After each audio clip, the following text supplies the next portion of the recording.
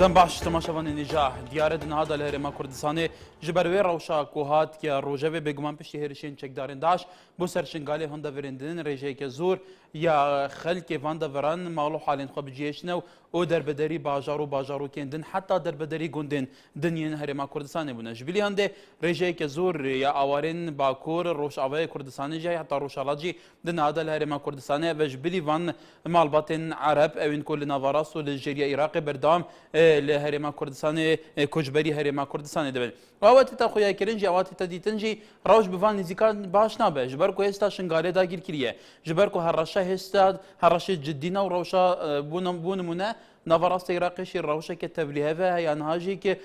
الندا باجبونا و روشه و گرتنا وان دا ورنجه د سلاطه داج دانه دیار نینه جبر کو ورزه زبستانه جیتید ورزه سرمایه بگمان دن هذا چه بده گرین گلو بوفان کجبرین کو نها لهرم کردستان نه او بو پتر اخفتن کرین لسروی که نها الاستوديو طارق احمد حملاو يا ريد دري بريوبري كامبي عربد هروها الباجار دوي كميسر حاجي قاي مقام الشنغالي ديجل مية بخير بن سپاس بۆ بەڕێستە کاک مەیسەرە کەمشتە دەست پێ دکەین وەکو خۆیایە ji ber vê rewşa li Şingalê hatiye pêş bi 10,000 xelkê Şingalê derbederê Herêma Kurdistanê û başûr û heta Rojava û Bakurê Kurdistanê jî bûne. Gelo di niha da tedbîrên we çi ne ji bo werzê sermayê eger hat hîndê çi bikin gelo bû çawatiya îdarekirina vê rêja zora awaran. سپاس البيشكي اس بيروزبايا چند خيزاني شهيدة حميات كم و بيشمرقا نها السنغري شري و همي خلقي كردستاني الهرچا برچيت كردستاني نها روشا اورد شنغالي براستي روشا كخرابة نها بهزارة وكوهو زانن الدفلت كردستاني والهريمة كردستاني بلافن الدهوكي والهوليري والسليماني ورجع بتر الهوليريا وقام تخوزي حكومتها هريمة كردستاني كان وحكومتها فدرالي وجهت بيوندي دارك ونوزيكترين دم كم بيروان درستكن حتى انها بهزارايا او تبيجين وتجيوانينا وبراستي وكوهن زانن ورزي زفستاني جيني زيقويا وورزي ذكرنا أقطاب خانة جي أو جهة ونوع بهزارة القطاب خانة ده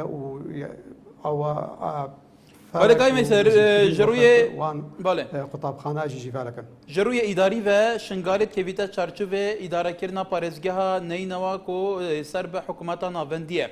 دنهاج دا بردوام حکومت ناوندی عراقی موچه فرمانبرین جرد صلاتا داعش الموصل لوی دا وردشینه گلو آلیکاریا حکومت ناوندی لهمبر و رجا زورا کجبربونا خلک شنگاله و بتایبتی جی پیدانا موچو دوی چارچوبی دا چوایه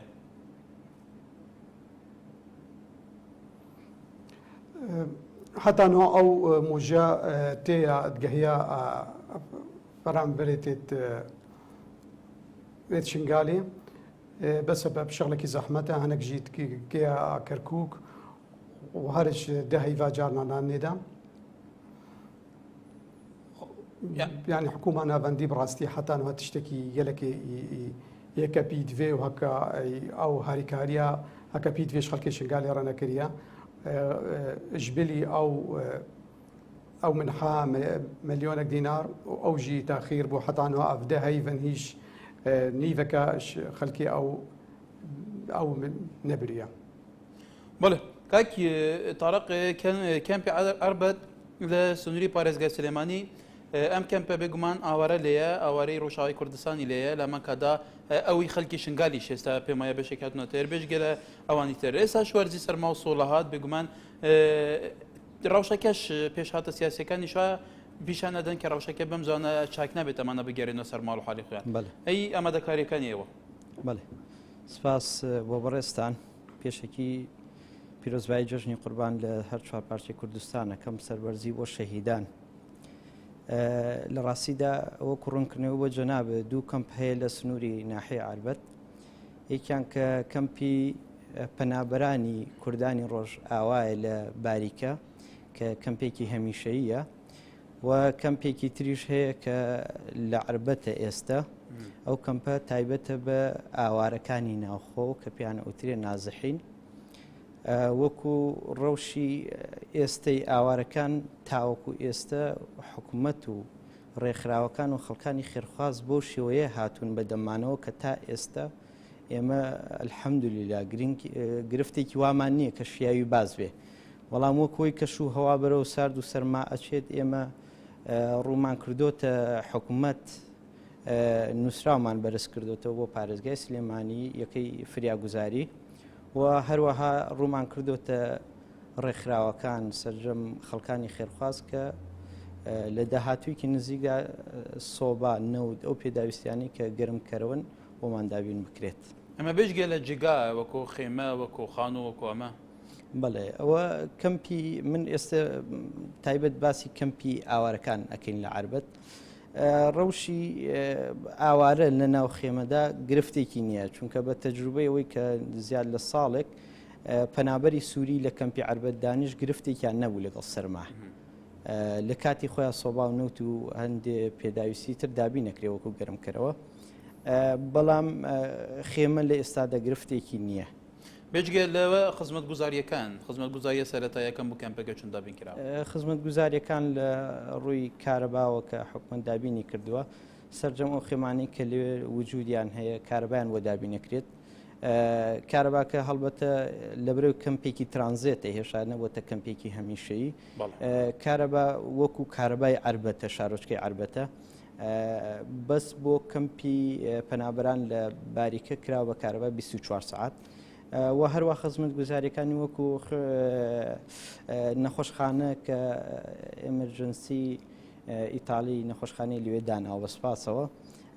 قوتابخانەش پەروەردەی سلێمانی لەسەر خەتە بۆ ئەوەی کە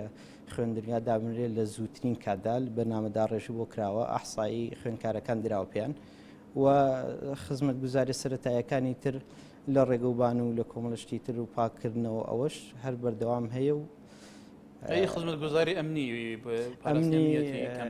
بەڵێ ئەوش ئەمنێتی کەمپەکە خراوەتە سەر ئەستۆی لیواییەکی پاراستنی سلێمانی کە بە سپاسەوە ئەوانش سریەکیان دابین کردووە ئەو هێزە لە بەردەستی ئێمەدایە کە وەکو ئیدارەی کەمپەکە هەر جوڵەیەکیان پێ بکرێت ئەمنیەتیان دابین کراوە کە وەک بەدل لە ئیسعلاماتەکە چەند یەکەیەکی تردانراوە لە چواردەوری کەمپەکە بۆ پاراستنی ئەمنیەتیان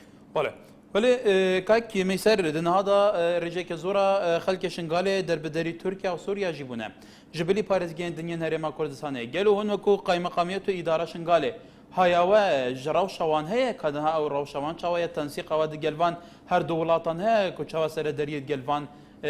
penaberan bikin براستي ما قالوا بيزانين في تشتينين بس تشتي كزانم يعني روشة وانجي روشة كخرابة وتشد بروشة هريما كردستاني بقالك يجي روشة وان باشتر بي تشنقو خلكي كردستاني وعشائري كردستاني وام سوبازواني دوانن كو هاري كاريكا مصنفي خلكي كديا وموجي زانن انها سوريا جي روشافا كردستاني او جي شري بردوامه وحكومتها سوريا جي وكو حكومتك فقيرة يعني نشي وكا حكومتها هريما كردستاني يعني الواجبي وان رابي وش آلية انها يعني بله تنسيقات قال آليين دن آليين نف دولتي كنا قالوا بوشات كا تعامل كنا حتى بوشات كا آلي كاري كنا van مشغبيان ايش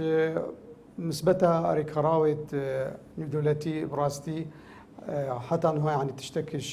يعني تشتكش فرها تيكرن قالك كيما وام داخوازيت كانوا حكومات اهل كردستان جي وباريزغا هوكي او بردوام داخوازيت كا تشتي هكا شيرت كنوكا بيوستي خلق كينا او هكا بهزاره اوارد بونا نها الكردستاني وبنسبتها روجافاي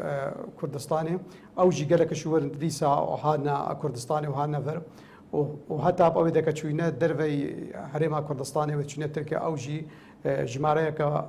مازن شوان جي فقريا كردستاني او جي الكردستاني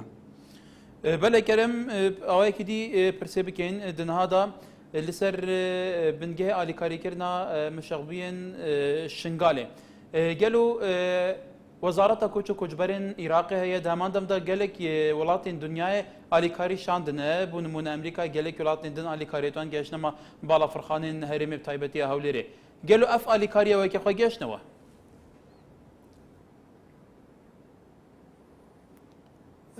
هاریکاری يعني قالك شو عند قايشنا واريكاريات تشش ارزاق وتشش مستلزمات الطبي او وخيفا يعني قالك شو عند قايشتا او بس نوك قوتران ويعني او يعني جماريك أمزناوك وكتزاني قالك جي عندك مالادينا وعندك جي المسقفتاينا والقطبخانينا يعني نوكيك أو أرزاق ويكتي أو هاريكاريتين نوكيك تقهيدا عندك جي يعني قالك جي تقهي وعندك أو دي ناقهيوان ولكن طريقة كلمة بين باسي يارمتي بكن يارمتي وبس حكومة هريم كردستان دا بينك أن حكومة اتحاديش دستهي لها كاري كردنيا ودا بەڵێ ئێمە وەکو ئیداری کەمپ ئەوەی کە لە نزیکەوە ئاگادار بین هاوکاریەکان تاوەکو ئێستا خراوتە ئەستۆی حکوومەتی هەرێمی کوردستان کە لە ڕێگەی بە فەرمانی بەڕێز پارێزگاری سلێمانی ئیدارەی کەمپەکە دراوە بە ناحی عربەت کە بەڕێز کاک حاکم وشیار وەک بەڕێوەبەری کەمپ و بەندە و بەڕێزی کاکپەیام کە هاوکارمە ئەرکێکە خراوتە ئەستۆی ئێمە تاوەکو ئێستا حکوومەتی فیدراڵی دوور و نزیک ئەم هاوکاریان تەقدیم نەکردووە هەرچەندە ساڵی پار بۆ پەنابەرە سووریەکان هەندێک هاوکاریان گەیاندە دەستمان کە دابش کرا ڕاستەخۆ لەلایەن خۆیانەوە بەسەر پەنابەرەکان بەڵام هەر لێرەوە لە ڕێگەی جەنابتانەوە من داوا ئەەکەم دووبارە دەستی هاوکاری درێژ بکرێتەوە لەبەر ئەوەی ئەمانە ئاوارەی ناوخۆن و پێداویستێکی زۆریان هەیە بۆ دابینکردنی هەندێک هاوکاری مادی و معنەوی صالح مدلك جيجري سرك وزيران العراق بيش چندك سرداني سليماني هوليرو دوه کرده بو بالتحديدش زياتر اجنده سردانكي او راشي پنابران بكوريتوا حتى بو سليمانيش دگل اداره سليمانيش کوبوتوا اي انجام سردانكي به چی گشت ببوورە ئەوەی کە ئێمە لە نزیکەوە ئاگدار بین ئەو کۆبنەوانە کە کراوە ئەلبەتە ئەوایە نوێنەری ئێمە تێدا وایە بۆی لە دوور و نزیک ڕەوشی ئاوارەکانمان بگەیاندای بە بەڕێزیان بەڵام مەداخەوە ئێمە لە کوبنەوەکە وجودمان نەبوو ئەلبەتە ئاگدار نەکراین و ئەنجامی کۆبنەوەکەشی بەچی گەیشتۆ من ئاگدار نیە يعني واگادار نەکرد ئەنجامەکەشی ببینەوە نەخێر ولا کاتێک وەجبەر پرسن لە هەر کێمەکۆسیەکی کەمپەکە ئێمە لە ڕاستیدا یەکشت هەیە بۆ بەڕێستانی ڕوون بکەمەوە یەکەی فریاگوزاری پارێزگای سلێمانی کە ڕەوشی ئەو ئاوارانە سەرپەرشتیە کات هەموو ئاوارەکان لە محافظەی سلێمانی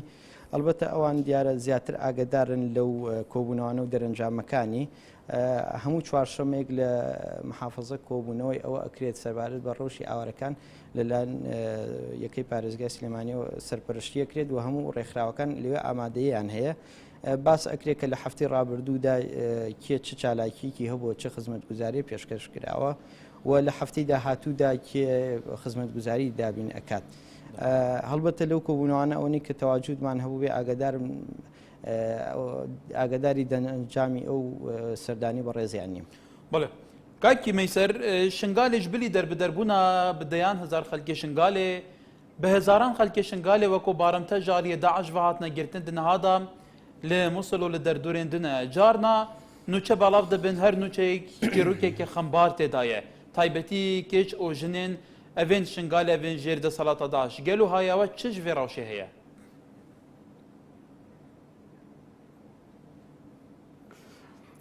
او ام داخوازيش حكومه هريمه كردستان كان وداخوازيش حكومه فدراليت كان كنيزيلترين دم او شنغارز غارب بيو اف كاتشو وجنيت ازديا بيت كردا افيل دستي داعش دا اجوان دستي وان قرتال ببن ام قالك يعني بيوان ديد ما قال لك خراوي دولتي وقال حكومتي جدروه هريمه وش مسؤول بي جێتێت پەیوەندیدار بێ کۆڤانە وکەن ڕاستی ڕەوشاوانشی گەلێکی خراپە و گەلێکی شوان هەندێک شوان قورتال بووینە و گەشتی نەوێ دەرێ یعنی حالەیەکە نەفسیژی حالەیەکە نەفسیژی چێت بێ ئاوت پێویستن و ببنە هەندێک نەخۆشخانە تایبەت وان نەخۆشیە gelek şu an jînohetê ver heta yani cihekî wan jî nîne me dexwazê dikin ku ew cihekî wanî taybet hebe ku gelek jî mearif bûyne çi hinek nexweşî nefsî û gelek jî heta gelek jî merad gehiştîne û ew ê gehiştîne rewşa wan gelekî xeraba بله گاهی مثل يعني اگه پرسامن الوضع بله ما بس تامن پرسامت تحديد او بون اويت نهاتي نازاد كرن يان خو قرطال نكرنا اوين دستين داعش دانا قالوا هايا واجي هي كارو شوان شوايه چب سري وانتي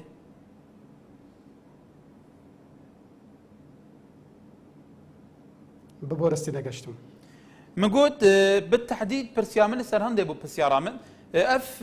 جبلي وان اوين كو قرطال بويا اوين كو هاتي نازاد كرن حتى داويه اوين دن هذا الجير دستي جروب هيك دارين داعش ايا احصائيه دقيق وهي كاچند كسن او روشوان شوايه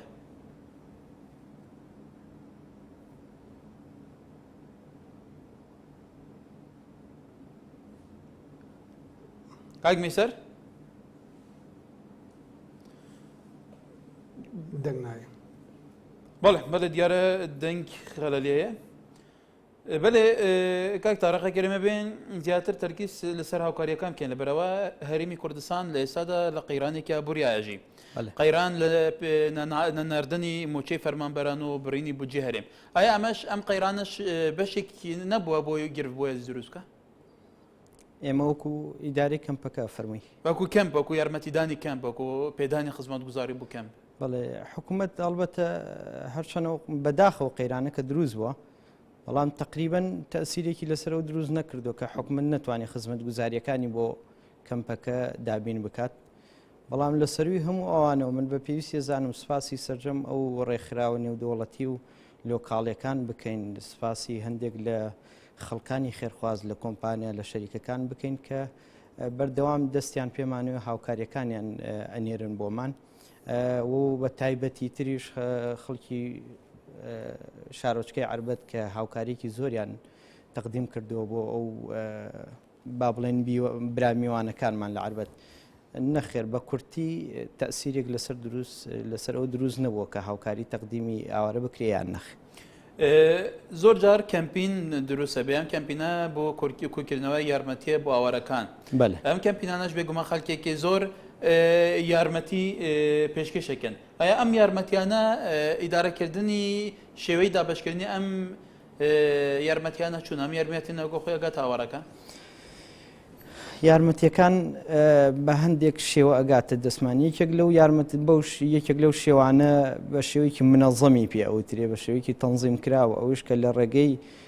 کۆبوونەوەکانمان لە پارێزگای سلێمانی تەنسیقەکرێ کە هەر کەسێک یارمەتیە گەیەنێت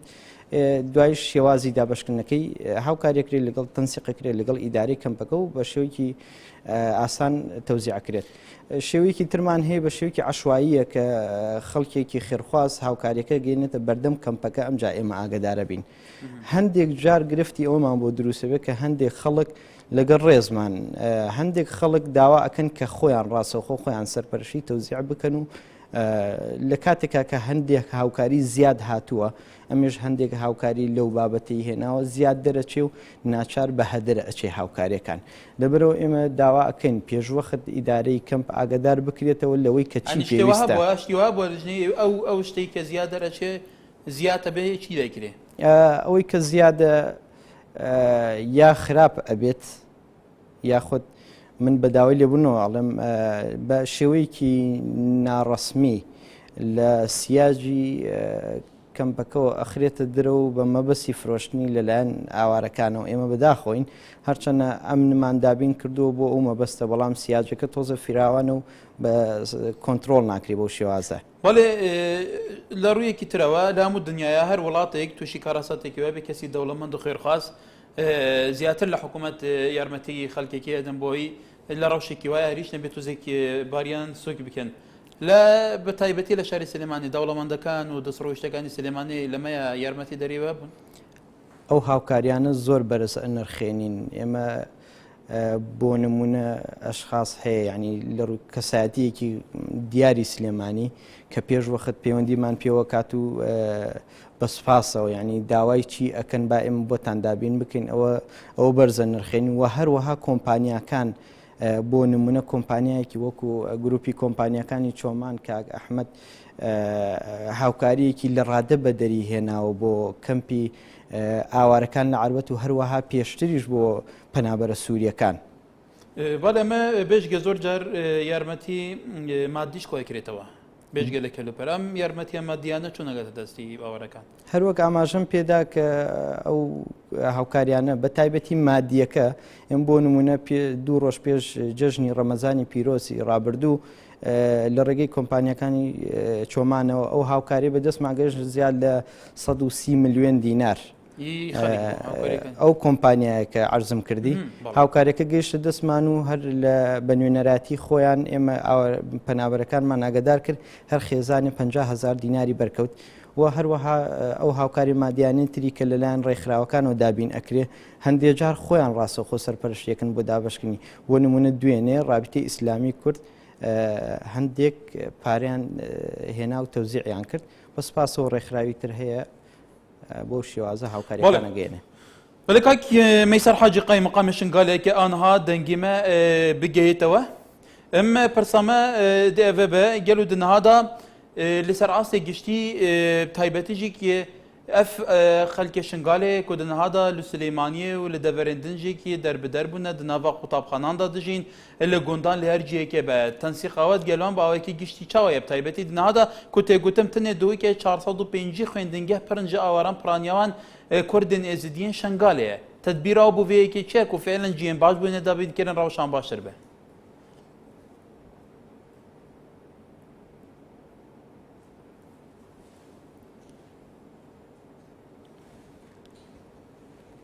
کاک مەیسەرێکە دەنگیمە بێتەوە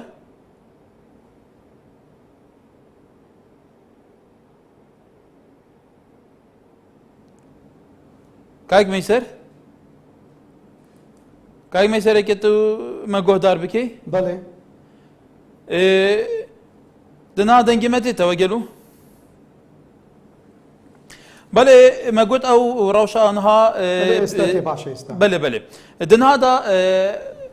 پەنابەرێن شنگالێ نەک بتنێ لە جیەکێ کۆبوونە کۆتە بەحسێ 405 خوێندنگەژی نەها لە دووەکێ پرنج مشەقبوویەن شنگالێ حتا لە گۆندان لە قەزا و لە ناحیان لە هەموو دەڤەرێندن جیانە گەل و ئاوایە دابەشکردنە ئالیکاریان بسەروان ئاوایە ناونویسیناوان ئاوایە کۆنتڕۆلکردنا ڕەوشەوان دنهادا چه ئالیەتێکێ بچە ئالیەتێکێ تایبەتی تۆوەکو بەرپرسەیەکێ ئیداریە شنگالێ بەێ بەنسبەتە پارێزگا دهۆک پلانەکە گەلێکی باش دانین ئەوژی هەر تاغەکی شێ دهۆکێ ئەو دەڤەرەکە شێ دهۆکێ ئەوژی تابعی گرێدایی بوو برێڤەبەریەکەش دهۆکێ ئەو هاریکاری لی بەلاڤەتکردن شکلێکی باش بەس نەوە مشکراوانە مەزن ئەوە و خێمە خەلکی هیڤەیەکە کە ئەف کامپێنە دروستکردن بەس کەمپ ینی بەتین هەتانۆکە بەس کەمپەکە بتنی هاچە دروستکردن ئەوژی کەمپەکە شاریایە و کەمپەکە دێرەبوونی ئەوژی کەمپەکە هاتە دروستکردن بەس کەمپێ دی قرارە کە هەفت کەمپێنە دروستکردن هەتانها 3 کەمپتنی هاتیە دروستکردن هەزارە ji derveye li berbaranê ye li ber rojê ye بله بله کاک مەیسەر te got harîkarî li ser tê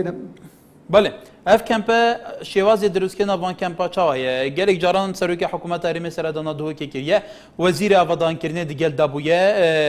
serperiştîkirina van kempan bi wezareta avadankirinê daye û di niha de gel û şêwazê avakirina van kempan çawa prêve diçe serî e hêdî hêdî ye مشكلة هي أو كمبا هدي يعني شغلة وان شغلة كي بطيئة اف جارا بريكا خلك الشنغال اوري في دريبو ازل بقال جيجري باريس جاري دو كيفا من باهنك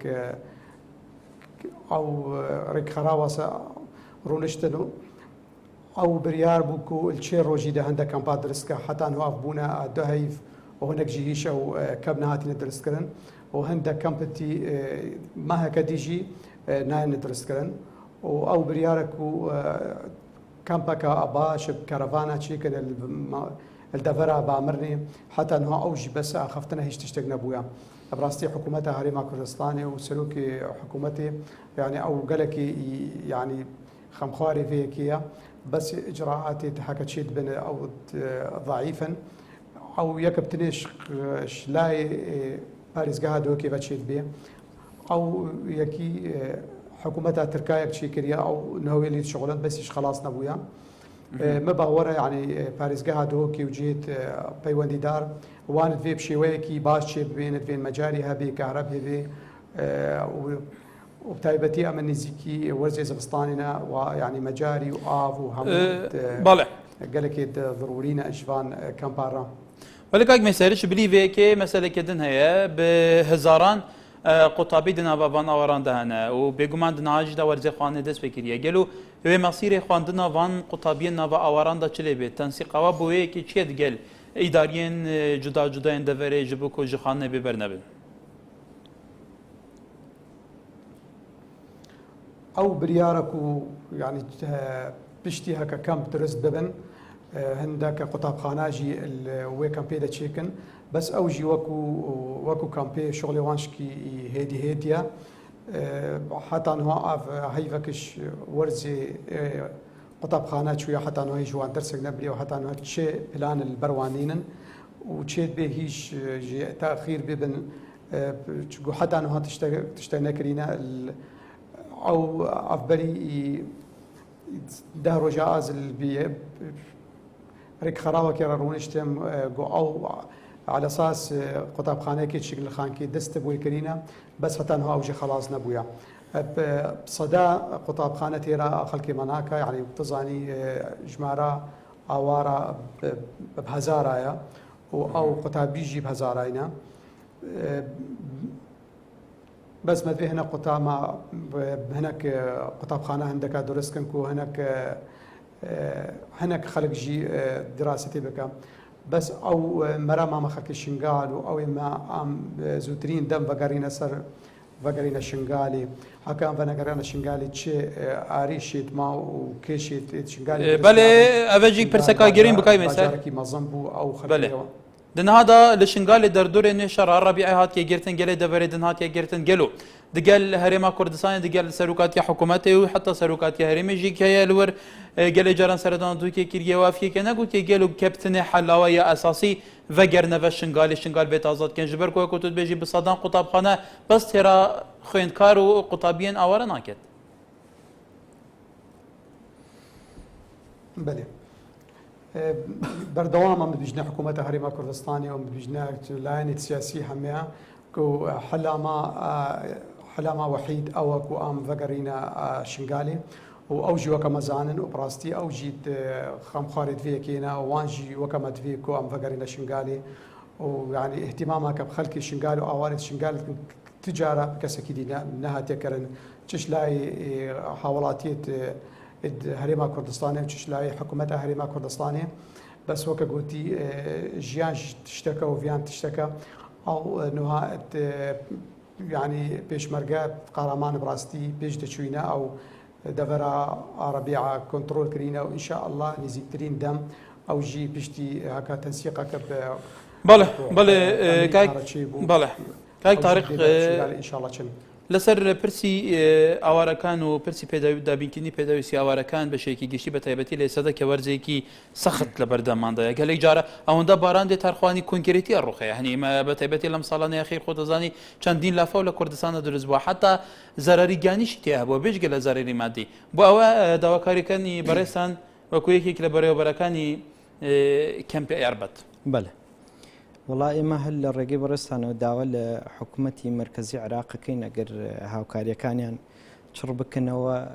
بو او اواراني كل كم بكان يشتجين لبروي ئاوارەیە گەگەل لە خانوویەکدا نیشتەجێ بێ لەوانەیە گرفتێکی لەو جۆرەی نەبێت بەڵام ئەوەی کە لە خێمەیەکدا دانیشێ زیاتر پێویستی هەیە کە هاوکاریەکانی لەسەر چڕ بکرێتەوە.